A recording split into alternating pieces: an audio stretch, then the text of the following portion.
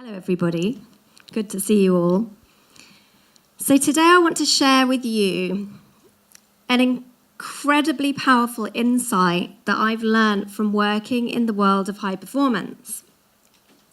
And that is that high performers have one thing in common. This is important, which I see commonly in CEOs, in Formula One drivers, and elite athletes. They all prioritize this one thing. This one thing is at the heart of their sustained success. Now, as a nutritionist, you probably think I'm going to say it's nutrition, but I'm not going to say it's nutrition.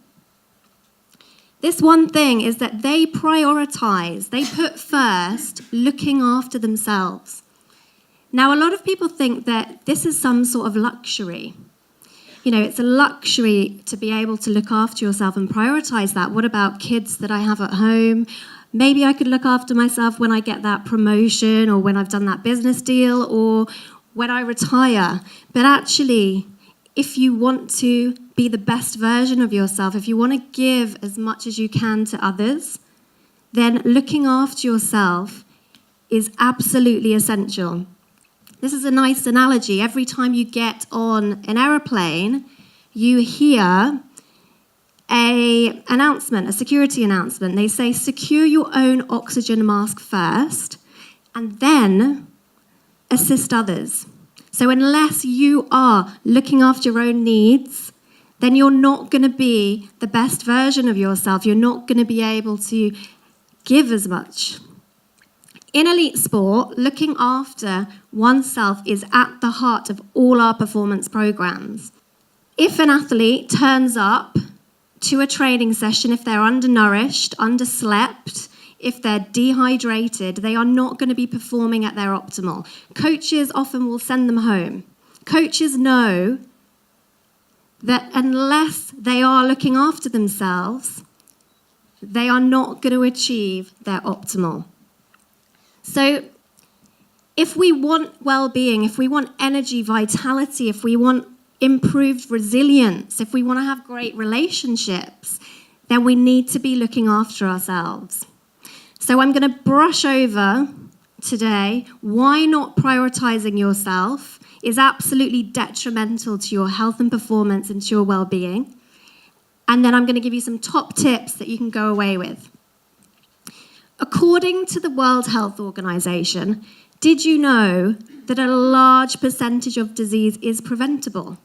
You can prevent disease through your lifestyle choices. Now, it's significant.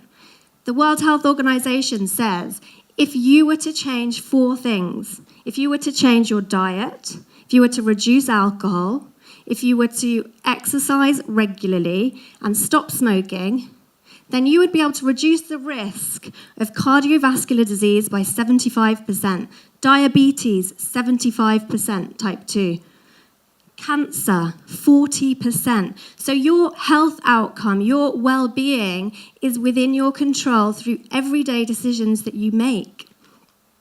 And we can no longer blame our genes. There's this wonderful field called epigenetics. That's the study of how our environment impacts our genes, and what we're finding out is that our environment determines whether the genes that we have are switched on or switched off, whether those genes are expressed. We are sleeping less than we've ever slept. We're working more than we've ever worked. And despite this, despite increase in working hours, we have less productivity globally. And in the UK, sadly, we score lower than our European neighbours in a well-being study. So we have less energy, we do less physical activity, we are less happy, and we're less healthy. So we need to do something about that, right? We all want to do something about that. So what can we do? Well, I've experienced the power of nutrition firsthand. I've had health issues over 10 years ago. I was in my late 20s. I had chronic fatigue syndrome, and that was extremely debilitating. And for 2 years, I was out. And I've experienced that power of nutrition. I know that nutrition, and we know this, what we eat is making up the raw materials of our body. It's making up our hormones, our skin, our hair, our organs. But what people don't really do is they don't make that link between nutrition and well-being. They don't realize, unless they're getting some immediate symptom from a food stuff that they're eating there and then, they rarely think, well, what I'm eating is directly impacting my well-being. Well, it is. Let me show you a little bit how. So we have recommended daily allowance. These are government guidelines, and they're set very low. And as a population, we are not even achieving this recommended daily allowance. This is in order to prevent disease. It's no way looking at optimal performance. So we're not meeting the recommended daily allowance. And here are some examples of different vitamins and minerals, if we have low levels of, impact our mood. A study of nearly 4,000 people shows a direct correlation between low B vitamin levels and depression. B vitamins play a role in hundreds of different biochemical processes within our bodies. If we've got low B vitamins, we're going to have low energy output, low mood. We're all hearing about that hype around vitamin D. 50% of people in this room are either going to be deficient in vitamin D or insufficient in vitamin D. Low vitamin D levels is linked to low mood, mental health issues. It's linked to depression, anxiety.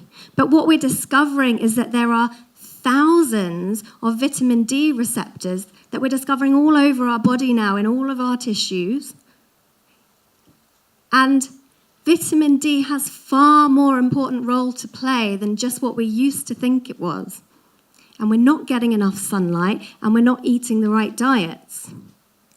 Omega-3, another example. This is a fatty acid. Very much like vitamin D, it's protective in all sorts of health, protective for cardiovascular disease, cancer. It makes part of our cellular structure. And if we have low levels of omega-3 fatty acids, which is found in oily fish, so salmon, sardines, trout, anchovies, if we have low levels, it affects our well-being, it affects our mood. Who knows if they're even getting enough omega-3 in their diet? Interestingly, there are prison studies, and prison studies show that if inmates are fed fish or given fish oil supplements, there are fewer acts of aggression than the inmates that don't have this. What a great world we could have if everybody was eating more of the right foods and fueling their bodies with enough nutrients. Now, gut health is absolutely a hot topic in nutrition and medical science, and we're learning more and more about the power of our gut. So we could be eating a perfect diet for us, because we're all different, but if we're not digesting and absorbing the nutrients as well as we should be, or could be, then we're not going to be getting those vital nutrients into our cells. So many of us are walking around with some sort of gut symptom. We've all experienced that: bloating, indigestion, nausea, more serious conditions. So many of us. And the gut microbiota, this is where the real research is at the moment, looking at how the gut microbiota impacts our central nervous system. The bacteria which resides in our gut outnumbers human cells by 10 to 1. So we are more bacteria than we are human cells. This bacteria is communicating with our brains. So if we're not eating good diets, if we're not having adequate dietary fiber, if you're eating lots of sugar, refined carbohydrates, if you're on lots of medication, drinking alcohol, this is going to affect the population of your gut bacteria.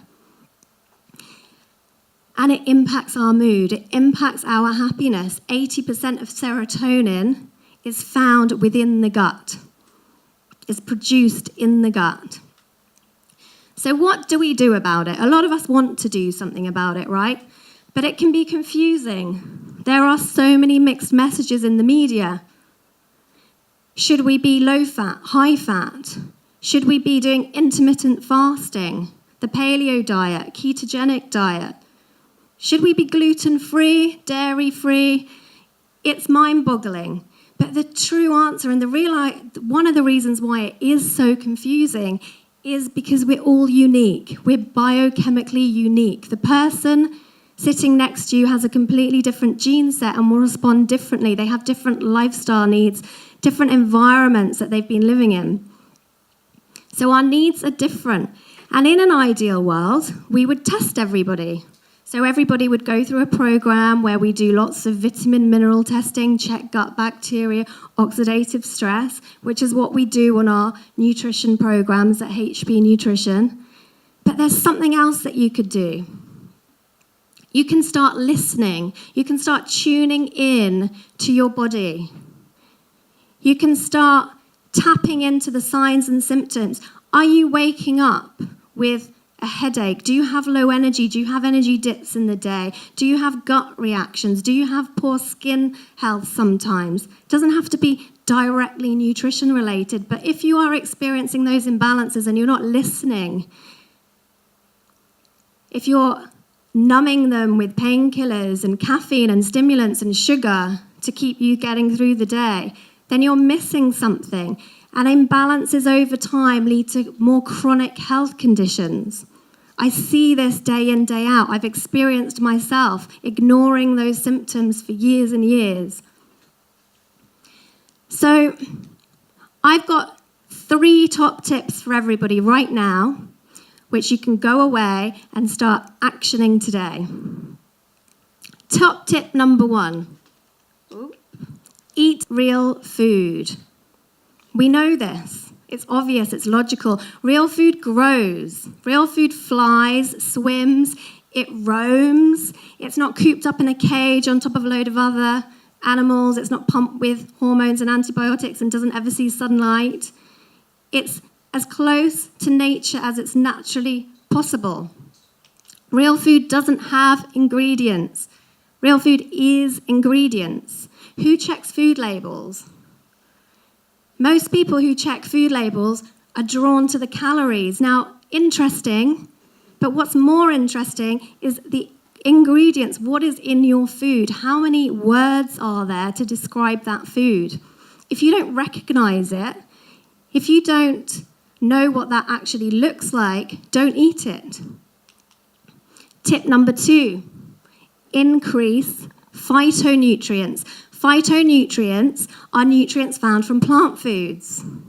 And what we want is as much diversity, much variety as possible. Sticking to 1 or 2 different colours or plant foods, it's not enough. We're not getting enough vitamins and mineral and exposure to these wonderful health beneficial properties that we're uncovering every single day.